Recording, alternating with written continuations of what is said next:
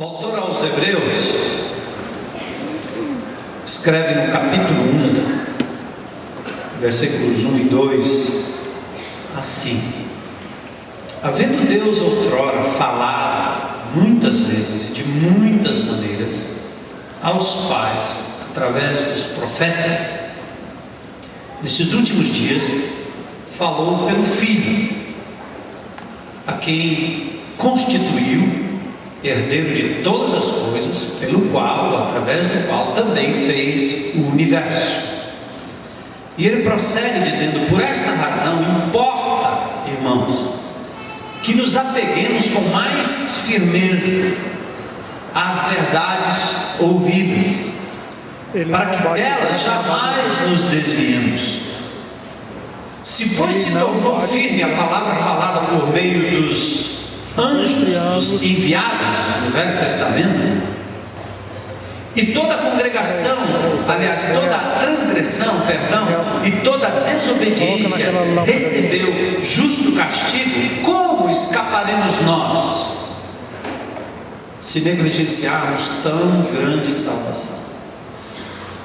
Há pouco de confronto no meio evangélico com a nossa postura e a nossa posição em relação à palavra de Deus.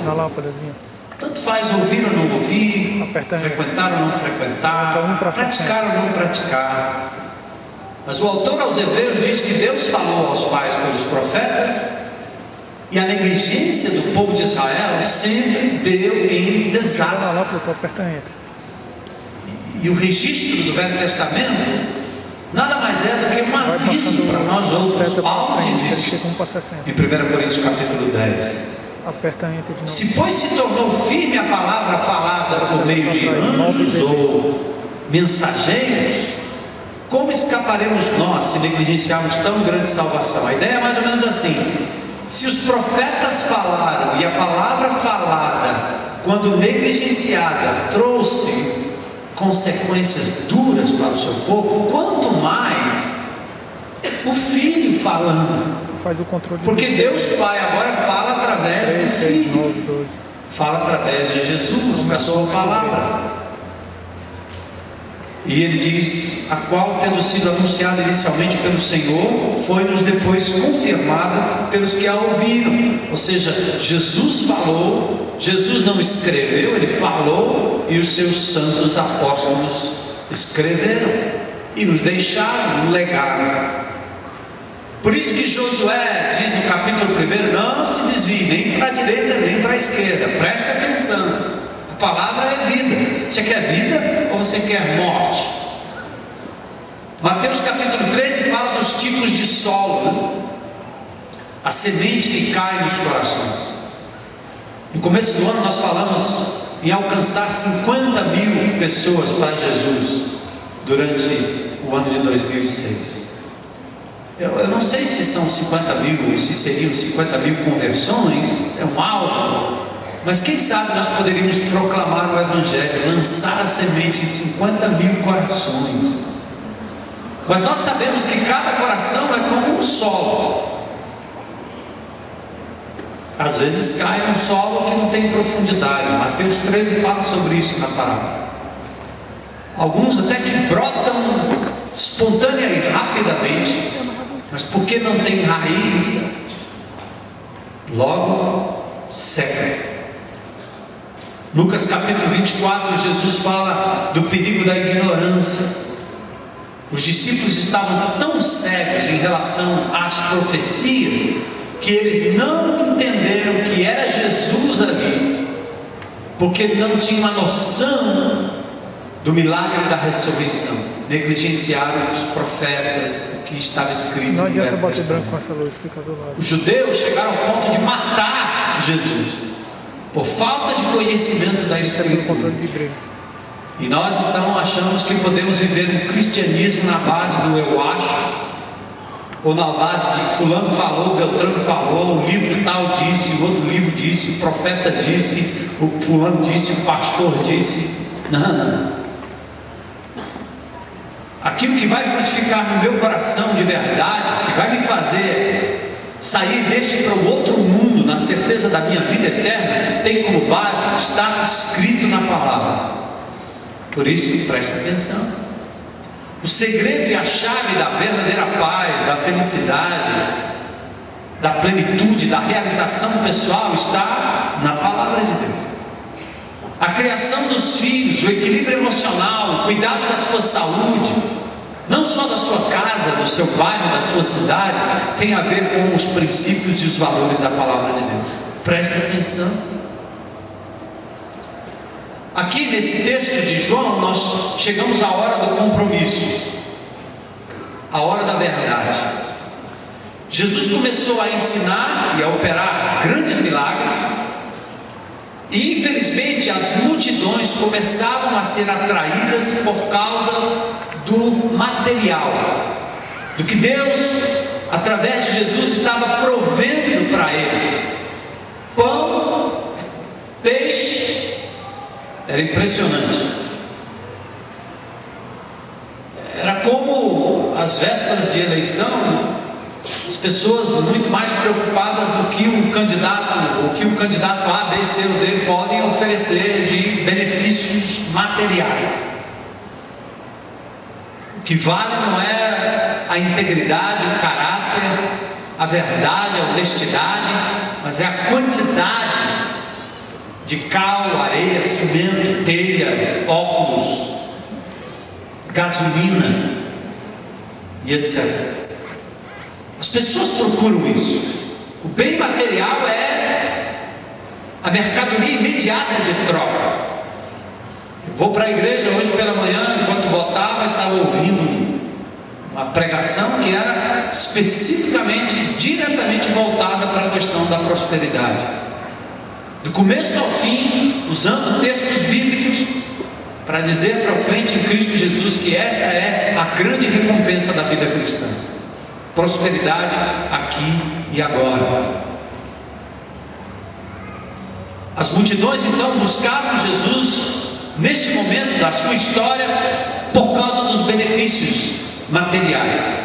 É tão verdade que no capítulo 6, versículo 15, dá uma olhada. Sabendo, pois, Jesus que estavam para vir com o intuito de arrebatá-lo para o proclamarem rei, retirou-se novamente para onde? Sozinho para o monte. Percebe aí? O povo correu atrás de Jesus porque um rei com estes superpoderes, meu amigo, seria capaz não apenas de destruir os inimigos, como prover abundantemente numa terra seca. Ele multiplica pães, ele multiplica os peixes. Então os homens se aproximavam de Jesus para fazê-lo rei. E obviamente qualquer falsário, qualquer líder aproveitador gostaria muito desse tipo de assédio para tornar uma pessoa importante e para dar a ele um reinado.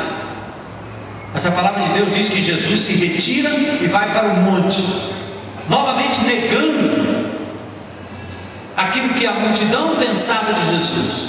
E ele viera para dar ao homem apenas o bem material. Oi. Na grande massa de galileus houve adesões e dissidências. Oi. Tudo dependia da oferta do líder e da necessidade imediata do povo. Alguns entenderam a palavra, outros não queriam nenhum compromisso maior com a palavra, o verbo. E no seu último discurso, Jesus falava como enviado de Deus, cujas palavras o faziam superior a Moisés, superior a João Batista. Ele se fez um com o Pai e revelou ser o próprio Deus, o pão do céu, capaz de ressuscitar e dar vida eterna a quem nele cresce. Então, em função das tremendas revelações de Jesus, não havia como continuar a segui-lo de forma impensada. As implicações das palavras de Cristo sempre levavam os seus ouvintes a uma tomada de posição. Viver ou morrer, seguir ou não seguir, crer ou não crer, e isto ainda vale para os nossos dias. Não dá para brincar de cristianismo, não dá para brincar de igreja, não dá para brincar de ser parte da comunidade, não dá para brincar com as coisas de Deus sem trazer sobre si consequências temporais e eternas, terríveis. Chegou a hora da verdade, e diante daquele que é a verdade, Jesus não parece estar tão preocupado com a multidão quanto ele está agora preocupado com os seus seguidores mais próximos, os discípulos, verso 60, os 12 apóstolos, verso 67, seguidores e enviados por ele para pregar. Aqui chegou a hora do teste de seleção.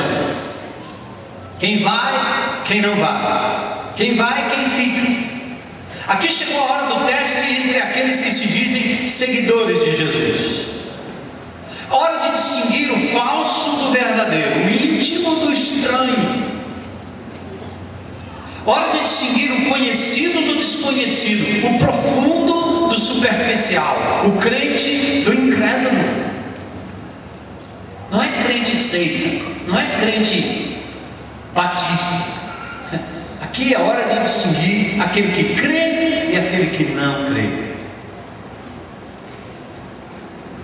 Versículo 60 parece que tem o primeiro teste, que eu chamo aqui de teste da mente. Vamos testar a mente agora. O que está na sua cabeça? O que está no mais profundo do seu ser? Verso 60, discípulo. O grego clássico discípulo era aquele que se vinculava a uma outra pessoa a fim de adquirir conhecimento prático e teórico. Jesus, porém, exigia muito mais de um discípulo do que mero conhecimento ou mera informação. Muito mais do que qualquer filósofo, do que qualquer rabino. Jesus chamou todas as classes de pessoas, porém o seu chamado, preste atenção, exigia um rompimento com as antigas associações e prioridades. Ele sempre chamou aqui o seu discípulo, ou o seu discípulo em perspectiva, deixasse tudo para seguir. Bens, pai, mãe, irmão, filho e etc. Dê uma olhada comigo em Mateus capítulo 16. Acho que esse é o texto que nós temos aí. O seu chamado exigia muito mais do que um conhecimento da sua filosofia. Interessante que nos dias atuais você pode ser um eclético do ponto de vista religioso, um eclético do ponto de vista da sua crença. Você pode seguir várias correntes, você pode conhecer vários pensadores e você extrai um pouquinho de cada um. Mas seguir Jesus é diferente. Jesus não pode ser mais um no cardápio. Ele exige um rompimento. Olha o que diz aí, Mateus 16, 24 a 28. Então disse Jesus aos seus discípulos: se alguém quer vir após mim, negue-se a si mesmo, tome a sua cruz. E o que? Siga. Negue-se a si mesmo é fortíssimo. Quer dizer, você tem vontade, você tem desejo, você tem planos, você está disposto a abrir mão de tudo isso para me seguir? Esse é o convite de Jesus. Toma a sua cruz. E a cruz aqui não é o fardo de carregar um madeiro com 50, 60, 70 quilos. Isso é ridículo quando as pessoas fazem esse tipo de tentativa de agradar a Deus carregando um madeiro. Tá bom, é válida a tentativa, tá bom, mas não é isso que Jesus está dizendo.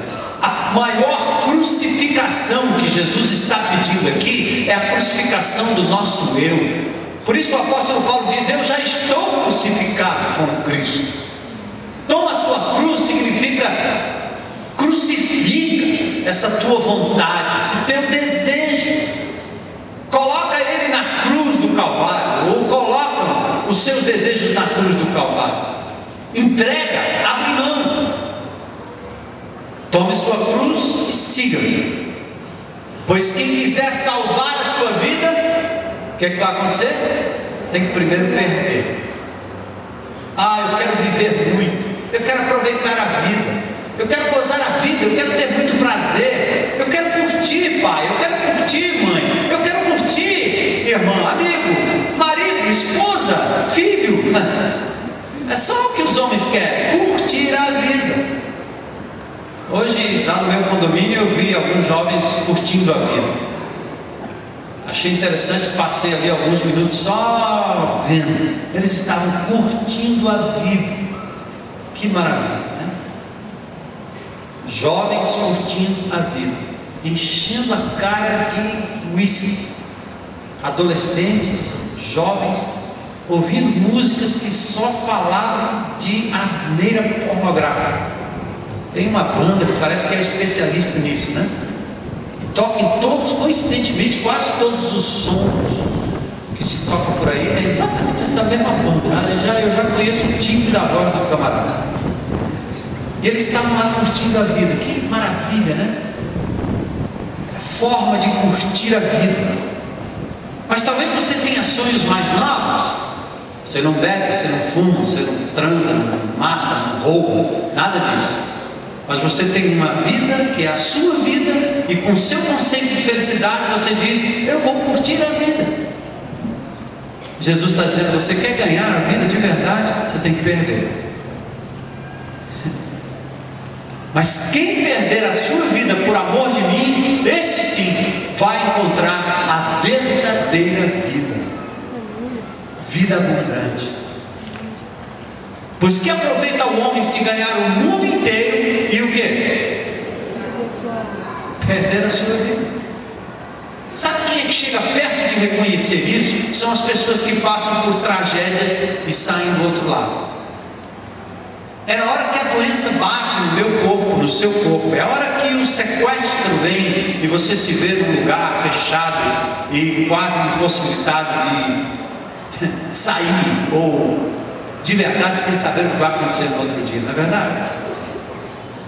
São essas pessoas que passam por dramas e traumas terríveis, que seriam capazes de dar tudo de si e abrir mão de todos os sonhos só para viver, e viver de forma diferente. Eu assisti esses dias um filme, fui pela curiosidade da temática, porque tratava das duas torres gêmeas. Tem dois indivíduos lá no meio dos escombros que são resgatados. Interessante, por um crente que vai para uma igreja e parece que tem um impulso que deve voltar lá nos escombros para resgatar dois indivíduos que mal podiam se mexer, a vida já estava indo embora, o fôlego. Mas é impressionante a gente perceber como os valores de uma pessoa naquelas circunstâncias, como eles mudam, como se refina. E o que fica de verdade é aquilo que é a essência do que Deus quer dar para aqueles jovens que estavam no meu condomínio, quer dar para você, quer dar para os nossos amados queridos, para os nossos amigos, para essa fortaleza que Jesus ama. Mas quem quiser ganhar a vida com Jesus de verdade e experimentar um outro nível de vida, tem que perder esta vida medíocre que a sociedade se nos propõe, que nós mesmos planejamos. Então, seguir a Jesus, meu amado, não é misturar essa vidinha de boate, essa vidinha de gandaia, essa vidinha de dinheiro fácil, essa vidinha de vaidades fúteis, essa vidinha de modelito, e acrescentar Jesus como se ele fosse só mais um no cardápio das minhas crenças. Essa é a grande tristeza. Eu não sei, eu não tenho ideia do que acontecerá quando Jesus voltar para buscar a sua igreja. Quem de verdade ele vai encontrar louvando, adorando e vivendo essa vida abundante que ele promete, não é verdade? A minha grande esperança é que aqui nesta comunidade, e que a partir daqui desta comunidade, a vida abundante de Jesus seja vivida e proclamada para o resgate dessas pessoas que estão preferindo um bem menor ao bem maior, que é viver a vida com Cristo Jesus. Mas dá para você entender o que eu estou dizendo? Para você seguir um rabino, um guru, Paulo Coelho, não precisa deixar nada, você só precisa aprender os seus escritos, suas ideias, suas filosofias. Eu poderia citar tantos outros aqui, mas para seguir Jesus é diferente, porque Jesus não aperfeiçoa a sua vida pequena, medíocre, rasteira. Jesus pede que você mortifique esta para ganhar uma outra muito maior. Eu uso muito essa ilustração, vou ser repetitivo até que a morte nos separe, mas eu gosto de pensar como criança é capaz de se dar bem ou de achar gostoso uma porcaria qualquer, como terra, bicho, formiga. Deve ter um sabor especial, formiga,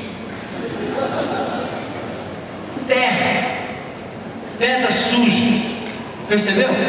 A criança é assim como a gente, ela vive num plano inferior, aqui embaixo, e a vida dela não tem noção, aquilo ali tá bom, tá certo? Um trago, 2 tragos, 3 tragos, falar de bandalheira, falar de coisa, falar de não sei o quê, falar da mulher, falar do outro, falar do sexo, falar disso, falar daquilo, falar, que legal, que vida é essa?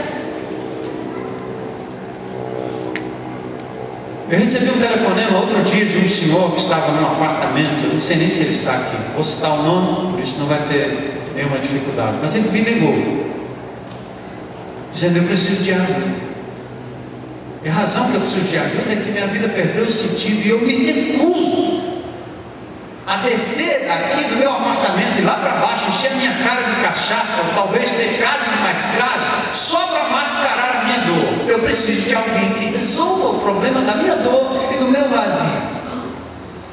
Porque felicidade e vida, nesse plano rasteiro em que você só vive enganando e sendo enganado, dá uma desperta, ganha dinheiro, fatura, e compra dólar, vende dólar, compra isso e vende aquilo, e faz confusão, e ganha mais, e arrisca, e pega, e rouba, e mente, e mata, e estupra, e engana, e faz tudo, desvirgina, em nome do amor.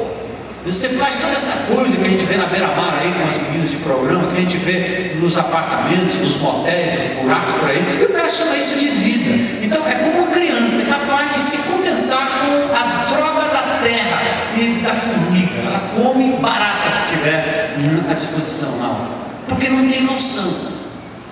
É gostoso? Sabe o que acaba sendo? Porque não tem noção. Acaba sendo bom, momentaneamente bom. Eu vi a alegria daqueles jovens ali pulando ao som daquela música, enchendo a cara. Eles precisam encher a cara, porque se eles pararem sóbrios para perceber o que estão fazendo, vai ficar ridículo. Aí sabe o que é que mais me corta o coração? Não é o fato de simplesmente ver esses jovens nessa desgraça. Não vos embriagueis com vinho, com droga, com whisky, que é a contenda e a miséria. Encheios do Espírito. Vem aqui ficar bêbado do Espírito. Você vai dançar diante do Senhor como Davi. Você vai experimentar uma dança, meu amigo, que está muito além dessa coisa mesquinha que você está experimentando aí embaixo. Eu lhe fiz para dançar, mas não no porão. Eu lhe fiz para ter prazer de comer, mas não porcaria, droga. Eu lhe fiz para viajar, mas não aí onde há a morte, onde há a destruição da sua vida.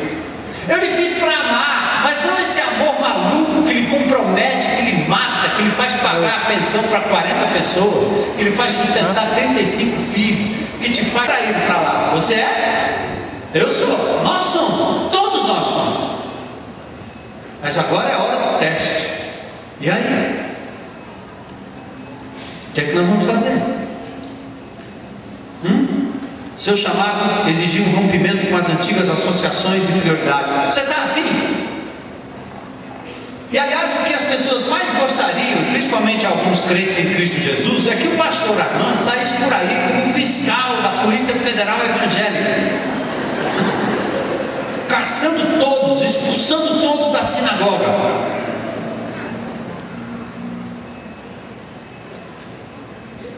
Eu quero dizer para vocês, amados irmãos, que eu estou envolvido na missão de atrair as pessoas a Cristo por causa do amor que Jesus oferece, que é maior do que o amor que o mundo pode dar. Nós precisamos proclamar a verdade, constranger os nossos jovens a abandonar essa mesquinharia do porão para virem para o grande mastro da verdade e começarem a enxergar muito mais à frente. Não só os jovens, nós mesmos. Porque não adianta você baixar um decreto para tornar o crente reto, porque o que deve ficar reto é o coração, e ninguém faz isso com regras, com lei dura, com julgamento. Ninguém faz isso, faz pelo constrangimento do amor. Sabe o que Paulo diz? O amor de Cristo me constrange. Enquanto eu não apresentar o verdadeiro Jesus para as pessoas não terão condições de serem constrangidas pelo amor de Jesus. A graça é que me constrange a me manter puro, a me manter firme, a me manter leal, a me manter justo, a me manter verdadeiro. É a graça, não é você, não são as leis, não é a igreja, não é a reputação, não é a sociedade, não é o dinheiro que me paga, nada disso. É só a graça de Jesus. Por isso que Jesus diz: agora é a hora da verdade. Vamos seguir Jesus, gente? Ou vamos acrescentar Jesus aos nossos pecados e continuar sendo pedra de tropeço até para aqueles que estão no porão?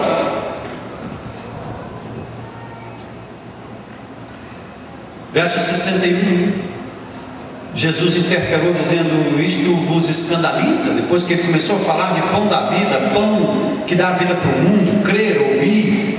Eles disseram: duro esse discurso. O que é duro aí? É duro porque você não está falando de reinado, da gente sair por aí vencendo tudo, ganhando tudo, prosperando, tendo prazer na vida. Jesus começou a falar de coisas estranhas, sacrifício, morte. Eu disse: epa, peraí, esse negócio é complicado. Quem é que pode, afinal, quem é que pode suportar esse discurso? Jesus disse: isso vos escandaliza? Jesus sabia que eles estavam encurralados, era a hora da decisão, não há mais como escapar. O chamado ao compromisso colocou-os em xeque, checkmate. Isso vos põe em apuros, irmão? Verso 62, o que será? Se há escândalo com as minhas palavras, quanto mais com as obras que eu estou prestes a realizar. Se vocês estão escandalizados com o que eu estou dizendo, imagine na hora que eu for levantar, que eu for crucificar, a hora que eu subir de volta para o lugar de onde eu vim, indicando que o Cristo é pré-existente, mas que ele encarna, se faz gente, é crucificado, ressurge para finalmente ascender em glória. Mas olha o que Jesus está dizendo: para ascender aos céus, você tem que primeiro passar pelo sofrimento. Antes da glória tem a ignomínia, antes da riqueza tem a pobreza, antes de você usufruir da honra tem a humilhação. É assim, é a lógica do Evangelho. Você perde para ganhar. Versículo 63.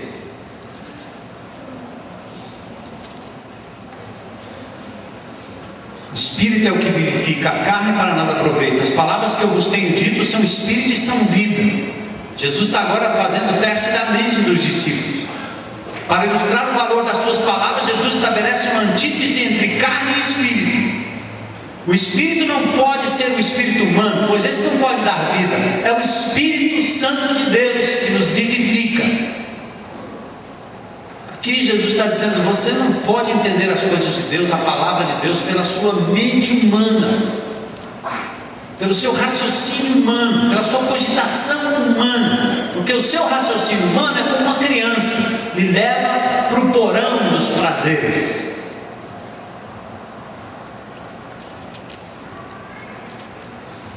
Jesus iguala as suas palavras com o Espírito. pois ambos produzem vida. Suas palavras não apenas falam de vida, elas produzem vida. Não podemos separar a pessoa de Jesus das suas obras ou das suas palavras. O primeiro teste do verdadeiro discípulo é o teste da mente, centro do entendimento. A reação à palavra de Deus é que indica se alguém está vivo ou está morto, vivendo vida abundante ou vida derrotada. Presta atenção aqui. Velho de cabelo branco. Eu já tenho um bocado aqui. Pode me oferecer a tinta que quiser.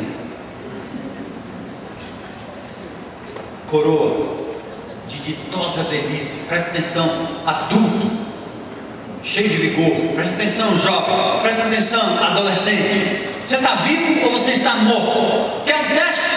É como você responde à palavra de Deus. O que ela é para você? Nada? Não faz eco? Não te faz parar? Não te faz pensar? Não te faz voltar? Não te faz frear? Não te faz dizer não para o pecado, para o erro? Não te tira do porão? Não te envergonha nas boates? Então você está morto, meu amigo.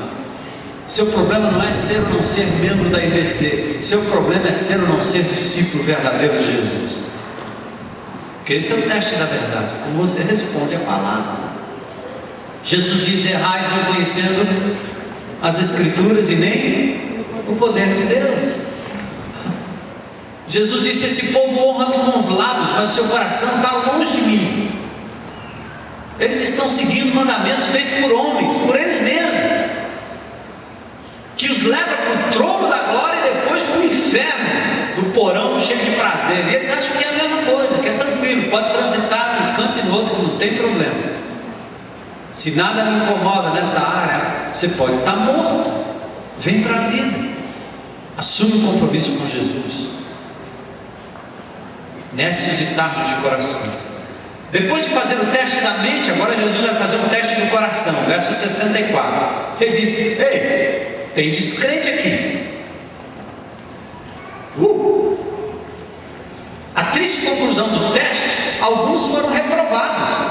Reprovados pelo mestre, aquele que sonda e conhece os corações. Eu não sei quem é você, Jesus sabe. Estávamos reunidos aqui pensando como é que nós vamos padronizar o membro da IBC. O membro da IBC é o que frequenta, é o que se senta, é o que levanta, é o que ora, é o que chora, é o que levanta as mãos, é o que participa de grupo pequeno, é o que é batizado, é o que não é batizado. Não é. Nós podemos ter critérios que são critérios humanos e até bíblicos, mas Deus sabe quem é. Deus sabe quem são os dele. Jesus conhece o seu coração. Aquele que sonda os nossos corações sabe que algumas palavras alojadas na mente nunca passam da mente, nunca atingem o coração para realmente ter uma resposta emotiva, volitiva em relação à vontade de Deus para nossas vidas. Na verdade, a sabedoria humana não pode compreender ou aceitar as palavras de vida. Elas são compreendidas pelos que são tocados pelo Espírito e consequentemente vêm a Jesus. O Pai me dá, verso 37, e o Pai me deu, verso 39. Verso 64, Jesus sabia os que não criam. E mais, Jesus sabia até quem o havia de trair. Imagine. Estava lendo uma história da igreja na China e eu vi que Mao Tse Tung, pelos idos de 40, quase na década de 50, proibiu completamente qualquer manifestação que não fosse a manifestação do ateísmo, onde o próprio Mao Tse Tung se tornou uma espécie de Deus dos chineses. Ele tentou arrasar e acabar com qualquer manifestação cristã. E na hora do sufoco, os crentes que se refugiavam de casa em casa durante talvez décadas, na hora do sufoco, os crentes eram checados quanto à sua fé, e qualquer indício de fidelidade a Cristo poderia significar morte. Então, Jesus sabia quem o havia de trair. Jesus sabia quem, na hora do sufoco, seguindo a Jesus por anos e anos, e no momento em que o diabo disse: tudo isso te darei se prostrado me adorares, tchau, ei, adeus IBC, adeus igreja, adeus ministério, adeus grupo pequeno, estou indo para o porão dos prazeres. Jesus, até isso, ele sabe e conhece. Mas ele não pode evitar? Não, é sua decisão. E aí, Jesus sabia. Verso 65, verso 65, diz e prosseguiu: por causa disso é que vos tenho dito, ninguém poderá vir a mim se pelo Pai não me for concedido. Ou seja, tem que nascer de novo, tem que ser uma geração vinda do Pai. A conversão é uma resposta à iniciativa de Deus. Ele toca e capacita o homem a vir a Cristo. O homem deixado por si só sempre escolherá o pecado, a morte e o porão dos prazeres. Você experimentou a graça salvadora de Jesus na sua vida? Esse é o ponto de partida para a compreensão da verdade e a decisão de crer para valer, custe o que custar. Olha o verso 66, gente, olha que triste. Você acha que esse versículo não ia ser escrito na Bíblia? Se a Bíblia fosse triunfalista, né? Deus não ia permitir que esse versículo fosse escrito. Olha, à vista disso, muitos de quem? Dos seus discípulos, o quê? Abandonaram e já não andavam. Seguiram. Quando ele pediu uma decisão, quando ele confrontou, disseram: tchau, Jesus, te vejo mais tarde. Quem sabe quando eu ficar mais velho? Quem sabe quando eu ficar nos escombros de um lugar ruído? Quem sabe quando eu estiver no meio das ferragens de um carro ou deitado no UTI, eu posso lhe ver de novo, tá bom? Tchau, eu tenho que viver a vida no porão dos prazeres. Você quer ir? Eu não posso evitar. Os irmãos não podem evitar. O grupo pequeno não pode evitar. O líder não pode evitar. O aprendiz também não pode. Nem os bispos, nem os presbíteros, nem o diácono, nem se houvesse papa. Não pode evitar. Tchau. À vista disso, muitos dos seus discípulos o abandonaram e já não andavam com ele. Quantos, amados, são os que ouviram a palavra com entusiasmo, viram a manifestação do poder de Deus, confessaram lealdade, se dispuseram ao serviço, mas as palavras nunca chegaram ao coração, e o menor desagravo, o menor problema com outro ser humano, já foi suficiente para dizer: tchau, não brinco mais de igreja. Os decepcionados com a igreja são milhares, mas milhares também são os decepcionados com a sua pequena fé, ou quase nada de fé em Cristo Jesus. Abandonaram. Esfriamento, afastamento. Quem seriam estes prestes a dizer: estou indo, hein? Esse é o último, hein? Te vejo mais tarde, hein? Finalmente vem o teste do Espírito, no verso 67. Eu acho que o teste da mente, o teste do coração, o teste do Espírito. Aqui Jesus demonstra que não está atrás de popularidade ou das massas. O que ele fala de si mesmo e dos homens não deixa dúvidas. É hora da verdade e de saber quem é quem. Então perguntou Jesus aos 12: porventura quereis também vós outros retirar-vos? A princípio as multidões afluíram. Muitos, vendo os sinais que ele fazia, creram no seu nome. Capítulo 2, verso 23. Ele deixou a Judeia para evitar uma disputa com João quanto ao número de discípulos. A debandada aqui já acontecera no grupo maior. Agora chegou a hora do grande teste para os 12, o grupo menor, o grupo mais íntimo de Jesus. Eles ouviram o sermão, eles viram a reação dos judeus, Eles assistiram à debandada dos pseudo-discípulos. E agora a pergunta vem: quereis também vós outros retirar-vos? Irmãos, me permita deixar ecoar ou fazer ecoar esta pergunta ao seu ouvido hoje à noite. Eu acho que é pertinente. É palavra de Deus para nós, é palavra de Deus para mim. É Deus dizendo para mim: e aí, Armando, você vai querer ir também? Vai querer correr de volta para os prazeres do porão?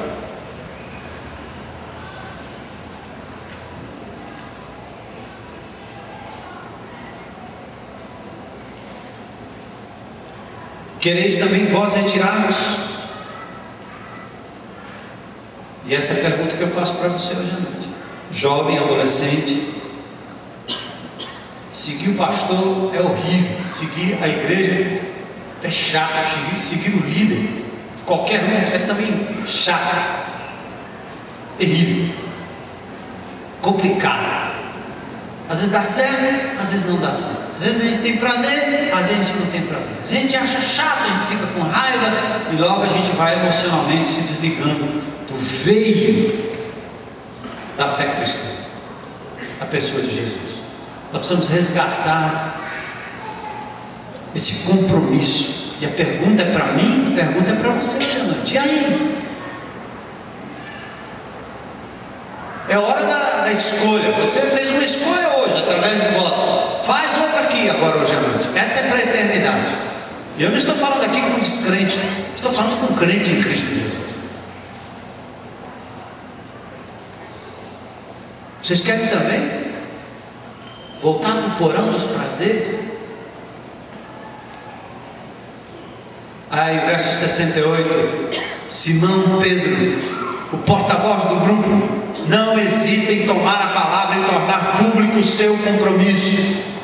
Senhor, a grande verdade é essa. Senhor, um reconhecimento da deidade de Cristo. Ele não diz Jesus, como se ele fora um amigo. Ele não diz Cristo, como se ele fora o Messias do Velho Testamento. Ele diz Kurios, Senhor.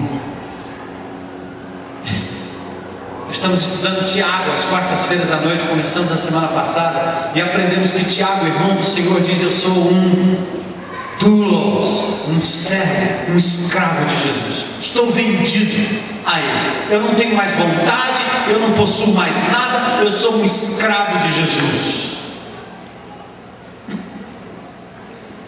Eu estava dizendo na quarta-feira que ser um escravo de você mesmo e do mundo vigente, um escravo do inimigo, um escravo dos seus próprios pecados e vícios, em nome de uma liberdade, é a falsa liberdade de quem pega uma criança e coloca na cobertura de um prédio sem muros.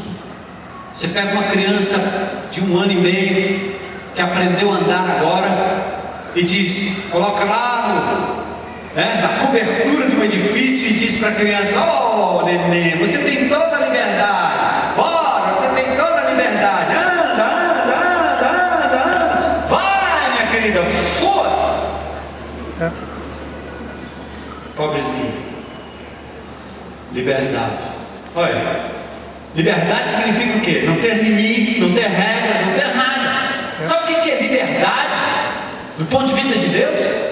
Sabendo da nossa limitação e da nossa incapacidade de discernir o certo e o errado, Deus nos coloca dentro de cercas de amor, onde dentro a liberdade para se viver em paz, a liberdade para se viver a alegria no Espírito, liberdade para se viver a vida abundante que Ele prometeu. E Ele, como um Pai amoroso e amado, faz um cercado para nós e diz: por enquanto fica aqui, porque vocês estão vivendo num mundo mau, o inimigo de Deus quer destruir a vida de vocês, eu tenho que colocar uma cerca ao redor da sua vida para mantê-lo protegido debaixo das minhas asas.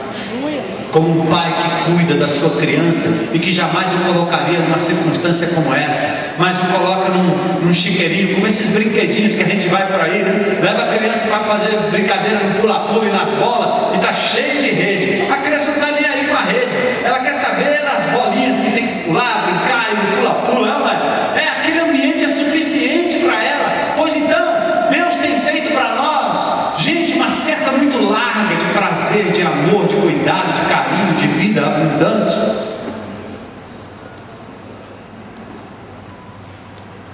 Então você tem que dizer, como Pedro: Senhor, curioso, eu sou um escravo, eu fui comprado por um preço alto, custou o sangue de Cristo, eu vou seguir Jesus acima de todas as coisas, custe o que custar.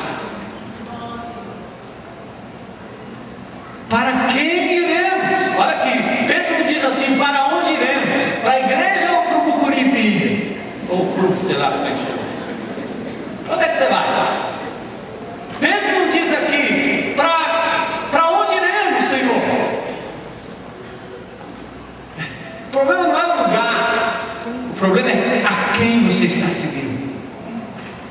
A sua cabeça, seus ídolos, a sua carne, seu desejo, sua vontade, seus planos e projetos. Pedro tem a resposta: Senhor, para quem? A quem nós seguiremos? Para quem e não para onde indica que a ideia não é de lugar, mas de lealdade a uma pessoa, traduzindo o compromisso de um verdadeiro discípulo: conhecer, crer, seguir e servir. Só tu tens as palavras da vida eterna. Para quem, Senhor?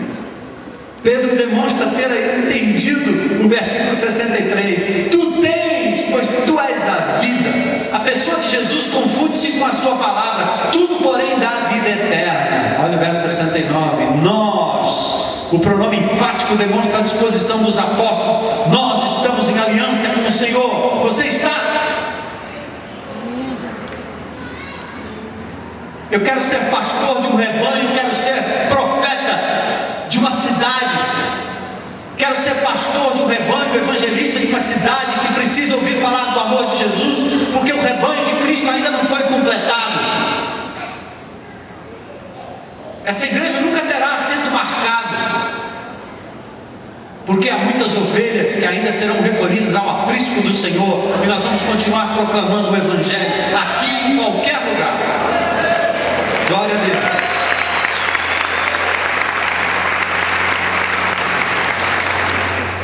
Mas que tem ovelhas que podem responder como Pedro: nós estamos em aliança com o Senhor, temos crido. Os dois verbos denotam uma ação.